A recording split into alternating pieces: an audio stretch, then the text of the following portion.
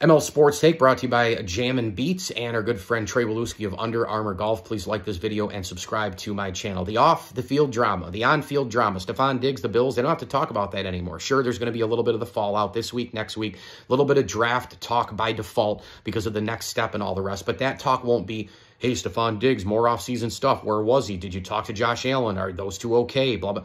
It's all over with. The Cincinnati Bengal game a couple of years ago, the Stefon Diggs cryptic tweets, the Stefon Diggs drops, the Stefon Diggs flailing his arms and screaming at Josh Allen on the sidelines. I mean, look, I'm cool with athletes, professional, amateur, whatever it might be, right? The best of the best in college, Caitlin Clark, whoever it is. I'm fine with players, male, female, going banana lands and sometimes getting on teammates and screaming and yelling and there's that dog in them and all the rest. I'm fine with it. To a certain extent, there has to be at least some kind of a limit. I mean, even Michael Jordan, who treated teammates like shit, there was a limit. Why? He went on the court and performed. There's no limit with Stefon Diggs. Once the good Stefon Diggs in the beginning is over with, and once the production and some of the winning, and then it gets to another level, and then it's supposed to be, well, I've done my part, it's everybody else's fault, and then the social media and the cryptic stuff and the anti-Josh Allen stuff and the immaturity and him going at McDermott and, you know, the OTA problems and coming to the Bills camp and then getting sent home.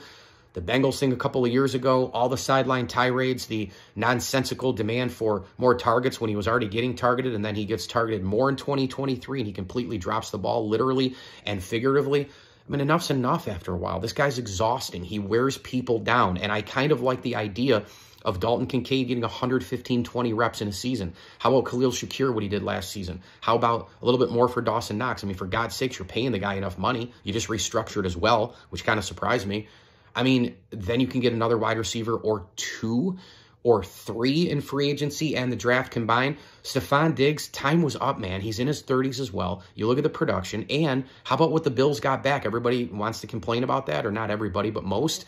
They got back exactly what they should have gotten back. They got a second rounder. The problem for people is it's not this year. But how do you know that that isn't going to spin indirectly into this year? If Brandon Beane takes that pick, their first round of this year, and maybe like a fifth, and he moves up to the top 10, and one of those big three comes to Western New York, and if you take either a Malik Neighbors or Rome Odunze, it won't be Marvin Harrison, so let's go with one of those other two.